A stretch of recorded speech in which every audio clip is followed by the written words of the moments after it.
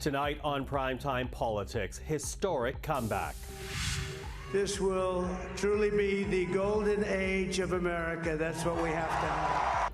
After going down to defeat in 2020, Donald Trump sweeps back into power, easily winning the U.S. Electoral College and on the way to winning the popular vote.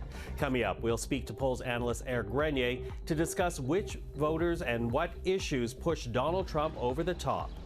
And we'll be joined by two veteran Washington journalists. We'll examine the strategies that delivered victory to Donald Trump and the Democratic choices leading that party to defeat. Plus, Canada will be absolutely fine. The reaction here in Canada and what a Trump victory means for bilateral relations. This is Primetime Politics. Hello, everyone. I'm Michael Serapio. Canadians woke up this morning to news that Donald Trump will be returning to the U.S. White House, becoming only one of two presidents to ever win a non-consecutive second term and the first convicted felon to ever be elected to America's top office. I will govern by a simple motto: promises made, promises kept. We're going to keep our promises. Nothing will stop me from keeping my word to you, the people. We will make America safe, strong, prosperous, powerful, and free again. Here in Ottawa, reaction was swift, with government officials saying Canada is prepared to meet the moment, and the Prime Minister pledging to work with Trump on matters that are of interest to both countries. I want to congratulate Donald on a decisive victory last night. I look forward to working with President Trump once again to strengthen North American economic opportunities for the middle class, to grow our economies in ways that make us competitive around the world, to protect North America from the many, many challenges that exist around the world. The world is actually even more difficult and more complicated than it was 4 years ago, and I know that there's lots of work for us to do, and I'm looking forward to do it.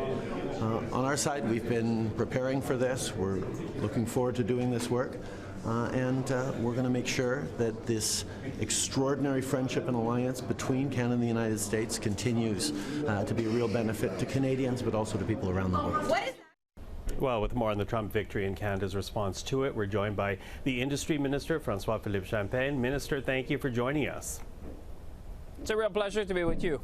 Now, listen, during the course of this campaign, we heard from Mr. Trump. He's promising to impose tariffs of 10%, 20% on all imports going into the United States.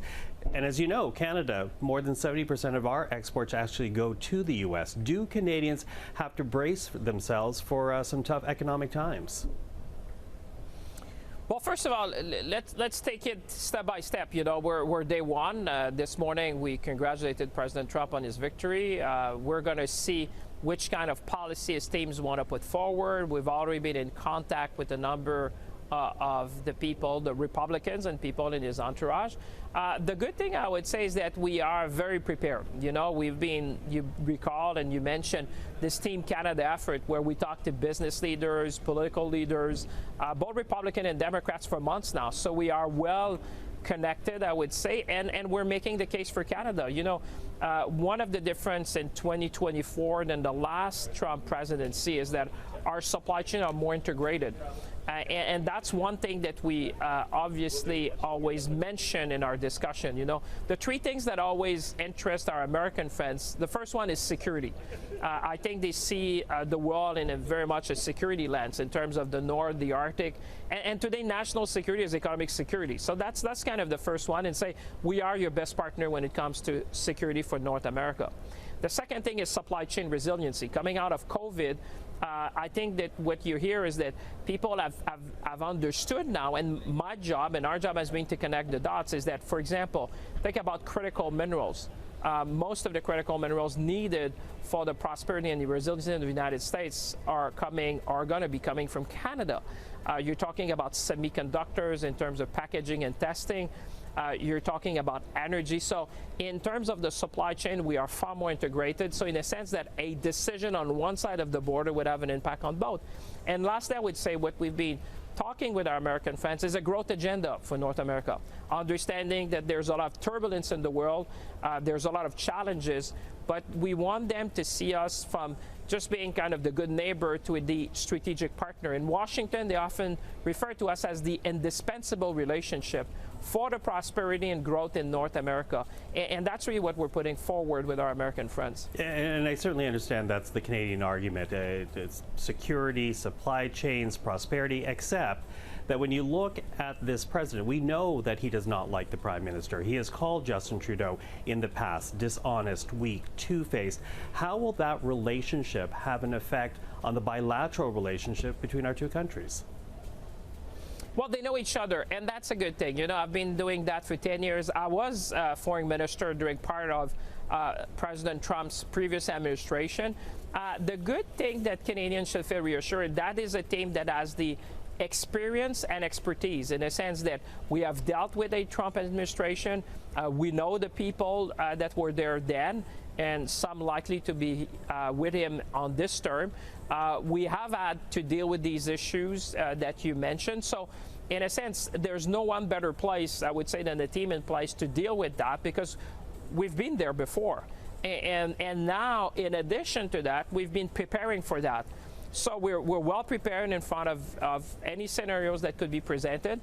We stood up for Canadian workers, industry, and we're going to do the same exactly now. One thing that they know is that we stand up for Canada. That is something that the Trump administration know. They've seen it before, and will be prepared to do it again. But the spirit in which we're talking now is strategic partner in security, making sure that and talking about a growth agenda, because you know what, that's what our Republican friend want to hear. When I'm with them, they say, we like you, you talk business. And in a world like that, Canada becomes an essential partner to the United States. That's what we're going to be putting forward, and it also gives us leverage in any negotiation that our colleagues, governors, senators, business leaders understand that the interaction, that the decision on one side of the border would have an impact on both. Except that, you know, Mr. Trump operates very independently of other Republicans, how other diplomats might view Canada and international relations. And if he does not like Justin Trudeau, as he has stated in the past, will there be efforts on the behalf of your government to try to repair that relationship?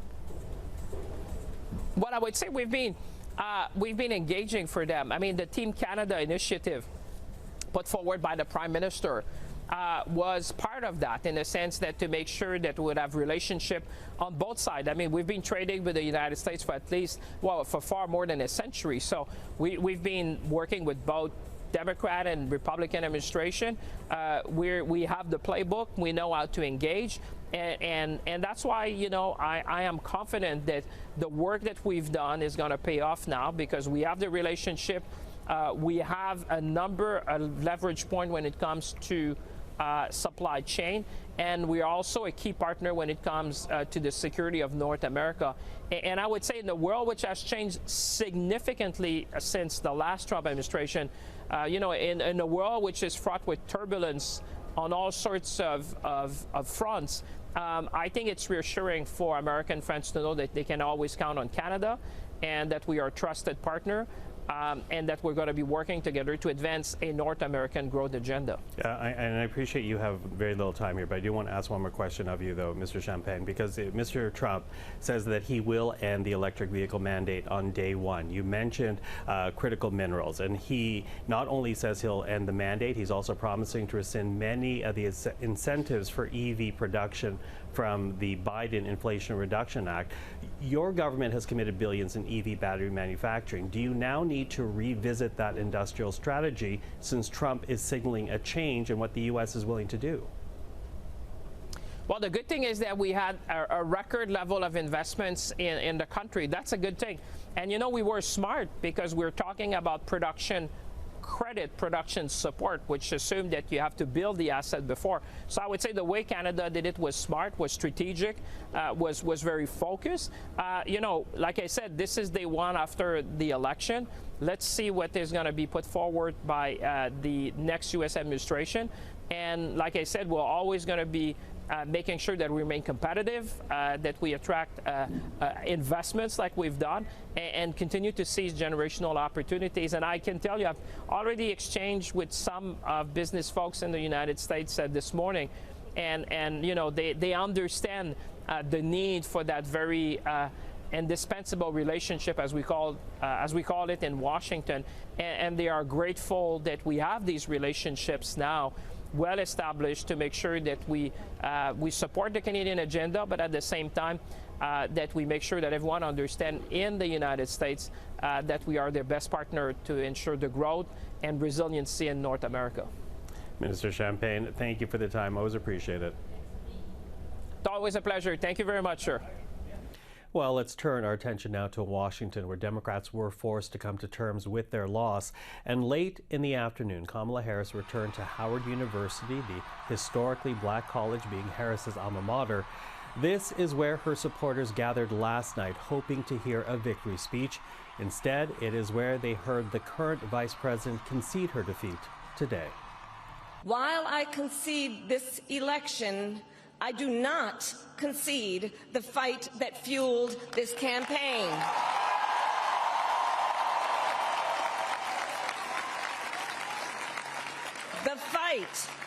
The fight for freedom, for opportunity, for fairness, and the dignity of all people.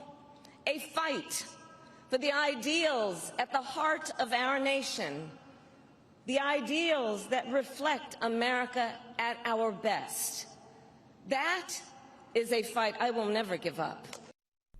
Well, joining us now is polls analyst Éric Grenier, the man behind the writ. Éric, good to see you. Happy to be here.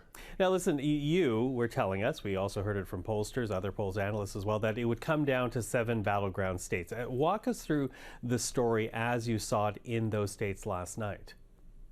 Yeah, there were 7 states that we were looking at ahead of the election, and in the end, they did turn out to be the closest ones on election night, but they perhaps weren't all as close as we thought. The 3 that were won by pretty solid margins by Donald Trump were Arizona, Nevada, and North Carolina. Arizona and Nevada, he won them by about 5 points. Polls going into the election suggested he was favored there, maybe by a point or two, but not perhaps as big as his win was there. He also was able to win in Georgia, in Pennsylvania, and in Michigan and Wisconsin. All of the swing states, at least as of right now. Some of them are still going to be counted and haven't been entirely called, but it does seem like he will end up winning all 7 of the swing states. The polls suggested they're going to be close, and some of them are going to end up being decided by a point or even less. But it was always going to be like this because it was as close as it looked. If Donald Trump beat his polls by about 2 points, he was probably going to win all of the toss-up states. If Harris had beaten her polls by about 2 points, she probably would have won all of the toss-up states. So it looked like it was going to be close. It was perhaps a little bit less close than we might have expected, but in the end, it looks like a bigger landslide perhaps for Donald Trump than the numbers actually suggest. Yeah, because for Kamala Harris to win, she needed to hold the so-called blue wall states, in particular, as you said, Wisconsin, Michigan, Pennsylvania, and if not those, hold Georgia and North Carolina. Those things did not come together for her, and this is despite the fact that she reinvigorates the Democratic Party after taking over from Joe Biden, but then underperforms compared to Joe Biden. Talk to us about that. Yeah, it was pretty significant how much the Democrats underperformed their performance in 2021. Joe Biden won 51% of the vote in that election. He beat Donald Trump by about 4.5 percentage points. Once all the ballots are counted, it looks like Trump will beat Harris by about 1.5 points. So that is about a 6-point swing across the entire country in Donald Trump's favor. And in about 3,000 counties that are across the country, Donald Trump did better at almost all of them. You can only find maybe 10% of those counties. You can see it on that map, where the Democrats actually did better than they did in 2020. So it wasn't just in the swing states. You see it in some of the states that are usually pretty safe for the Democrats: Illinois, New York, New Jersey. They still won them, but the margins were a lot closer than last time. So Kamala Harris, she underperformed across the country, not just in the swing states. So that's why we're not only seeing that Donald Trump is winning the Electoral College vote, but also seems to be on track to win the popular vote as well. Yeah, seems to be on track, as you say. But talk to us about the cohorts here, because I'm wondering what demographic actually pushed Donald Trump over the top, or if not demographic, what issues pushed him over the top? Well, it's clear that if you look at the exit polls, and exit polls are always a little bit unreliable in the first kind of day or two after the election, but they get a bit better later on. But if you look at those exit polls, it does seem that Donald Trump did better among pretty much every demographic group. There was a few that did where Kamala Harris did better than last time. These are white, college-educated women primarily. That was pretty much the only cohort where the Democrats did much better. Donald Trump did better among men, women, people of color, especially Latinos. Some of the exit polling suggesting that among Latino men, Donald Trump did about 35 points better than in the last election, and 17 points among Latino women. So that might have put him over the edge in some of those states, especially ones like Arizona, Pennsylvania, where he's outperforming the polls. So you can't really highlight one demographic group because it does look like it was pretty broad-based, Donald Trump's increase in support. But the Democrats' inability to get out some of their traditional bases rather than kind of doubling down on their more urban, educated voter base seems to have been one of the reasons why they lost this election. Mm-hmm. Okay, so you say broad-based when it comes to Trump, and we have been seeing this realignment of the Republican Party base since 2016. So how would you describe that party today in terms of the coalition it represents? Well, I think the biggest change is that the coalition right now represents a majority of voters. Donald Trump looks like he'll end up getting somewhere around 51% of the vote. He's the first Republican presidential candidate to do that since George W. Bush in 2004, and only the second in the last 30 years. So it does show how that coalition has grown since 2016, because the electoral map itself is almost identical to what it was when he won in 2016, but he's got a lot more of the vote. Now, that coalition is still predominantly white, male, Christian, less likely to have a college education. But you do see that he did make inroads among people of color, among women, had support in the suburban areas, very strong in the rural parts of the country. So that coalition that elected him in 2016 is pretty much the same. It's perhaps a lot bigger and a little bit more diverse than it was 8 years ago. And as a result, we are going to see Donald Trump once again in the Oval Office. Eric, really appreciate the insight. Thank you for this. All right, thank you. That's Éric Grenier. Well, a Republican Party fashioned in Trump's own image is something the president-elect addressed last night in his speech. Take a listen to what we heard from Donald Trump. They came from all quarters, union, non-union, African American, Hispanic American, Asian American, Arab American, Muslim American. We had everybody, and it was beautiful. It was a historic realignment. Well, with their thoughts on the history that was made last night, we're now joined by Linda Feldmann, Washington Bureau Chief for the Christian Science Monitor, and veteran Washington journalist David Levinthal. Glad to see both of you.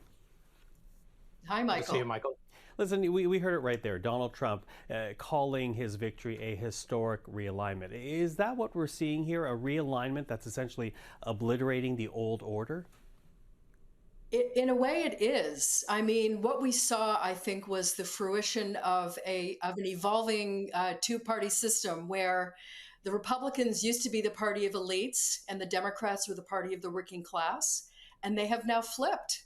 And the Democrats, I think, were late to realize that and faced some serious challenges. The Democrats also thought they were the party of minorities, and they still are, but Donald Trump made serious inroads, especially into the Hispanic vote and Hispanic men in particular. And it really, I think, is going to be a come to Jesus moment for the Democratic Party in figuring out what went wrong. David? Yes, and it's a realignment in another sense, too, which is what is appropriate and acceptable for a presidential candidate, a leader of the United States.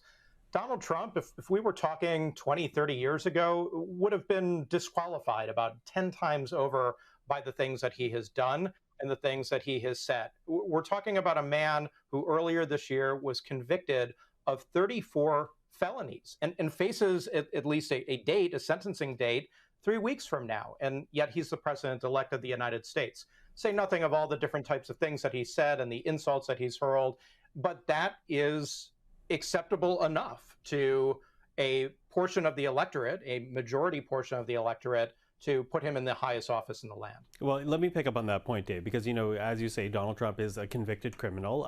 He said he would use the military against his political opponents. He would put the Justice Department and the U.S. Fed under presidential control, round up illegal migrants, punish his critics. And, you know, the question is now being asked, and I'll put it to the two of you. Do Americans also want a strong man in the Oval Office, Linda? That, I think there is a significant portion of the population that does want that. A lot of Americans are feeling uneasy about their circumstances, whether it be their economic circumstances, the situation with immigration, the border, migrants coming into the country illegally, and America's place in the world. They want somebody who projects strength, and Trump supporters believe that about him. We're seeing this all over the world with the rise of the so-called strongman. And I think, you know, America is not immune from that kind of mentality. Mm-hmm. Dave, what would you say to that? I would just add that many Americans indeed feel beleaguered, and they feel economically beleaguered in particular. So Donald Trump alluded to it last night, but just average Americans who are not people who are even that political, but want a better future for themselves. They have gravitated in large portions to Donald Trump because they feel that he offers them a better vision and a better chance for a better life. And Joe Biden, you know, his popularity rating, there's a reason why it's quite low. And there's, even though Donald Trump's popularity also too was low, it wasn't that low last night. And we were talking about the 7 swing states, for example, that were going to determine this election. Well, they sure did in the end. And it is incredibly telling that all 7 of those states appear that they, in the end, are going to go Donald Trump's way, and that Donald Trump, too, also won the popular vote. And the election is not decided by the popular vote, but it is an incredibly telling sign and a barometer for his support nationwide. Yeah, but in saying that, though, Dave, is what you're saying that Americans believe the stronger the man in office, the more likely he can bring about his promises? Is that what you're saying there? No, not necessarily that's going to play out, but many people will believe that. And Joe Biden, the argument against Joe Biden and the argument that Donald Trump had offered while Joe Biden was still a presidential candidate is that he is weak. He is old. He is feeble. He is not mentally or physically up to the challenge of serving as the president of the United States for 4 more years when he would have been 86 years old on his last day in office. Now, Donald Trump is 78. He is the oldest president elected to office in U.S. history, superseding Joe Biden from 4 years ago. But Donald Trump has projected vitality, and that has been, especially in the aftermath of his assassination attempt, something that has resonated with a large portion of the electorate. Mm-hmm. Now, Linda, you mentioned the Democrats, and I do wonder, what kind of introspection do you think Democrats are or perhaps should be doing right now?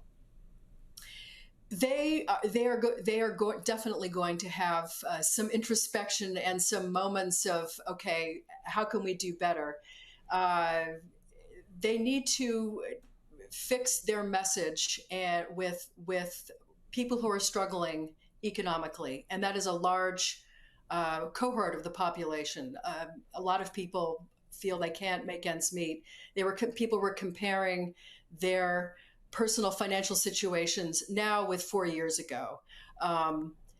Putting aside the pandemic, of course, the pandemic caused all kinds of disruption, and I think actually that's why Donald Trump lost 4 years ago, because he presided over the beginning of the pandemic. But now I think for Democrats, the challenge really is to learn how to speak to people and not come across as condescending. That was Hillary Clinton's problem. I think actually Kamala Harris ran a really good campaign under terrible circumstances. Joe Biden should not have run for a second term. He needed to essentially say what he was going to do, which is to be a bridge candidate, serve 1 term, and then hand it over to the next generation. Let the party have a robust competition in the primary to see who would be the best candidate, and then let them run against, I guess, Donald Trump. That said, with just 3.5 months, essentially inheriting the nomination, Kamala Harris really improved as a candidate. I wasn't sure how she would do, but she really, I think, became more relaxed, really became a compelling figure in her own right. Was there sexism? Was there racism? I'm sure. But I think she really was operating behind the 8 ball and did the best she could. Yeah, you know, that's interesting because I was going to ask that question. So Dave, I'll ask you to answer this quickly. Do you think Joe Biden bears responsibility in any way for what happened last night? Well, I've talked to 3 Democrats today who I'll let them answer, and they said yes, and they wish that Joe Biden had dropped out long ago or said he was not running for re-election, and given Kamala Harris or any number of other Democrats the opportunity to slug it out in a primary, just as Republicans did, have a nominee, coalesce behind that nominee, and have that person operate from a position of great strength against Donald Trump, as opposed to this incredibly condensed 107-day campaign that Kamala Harris very surprisingly and shockingly ended up running and running to the best of her ability, again, as Linda alluded to, under the circumstances. Mm-hmm. Dave, I'll stick with you on this one, and because I want to give Linda the last word. But here we have Kamala Harris going down to defeat. This is after the historic run from Hillary Clinton. Does the results of last night say anything about the readiness of Americans to accept a woman as president, Dave?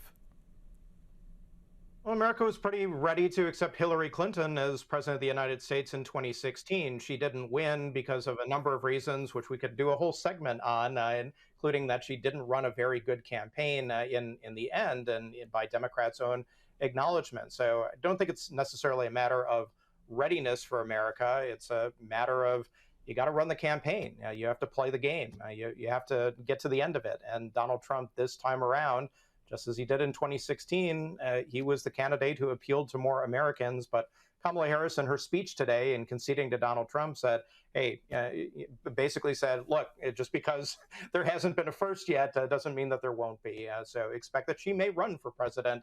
Yet again, she's not even 60 years old, and there's plenty of time for her to do so if she chooses to. Linda, what do you say to that?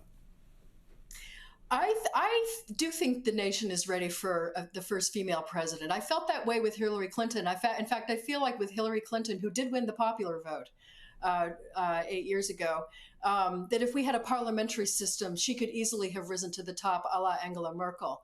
And with Kamala Harris, I could see her being elected. And I can see, for example, on the Republican side, we have Nikki Haley. And I could see Nikki Haley running again. The former U.S. ambassador to UN, former governor of South Carolina, has a very strong resume, very articulate. So I think it'll happen someday. I really feel that it will. It just didn't happen yesterday. Okay. Well, of course, there's still much to be discussed in the weeks to come. So until then, thank you to both you, Linda and David. I look forward to our next conversation. Thank you, Thanks, Michael. Michael. And that is our program for this evening. I'm Michael Serapio. For everyone here at CPAC, thank you for watching. Primetime Politics is back tomorrow. Until then, take care.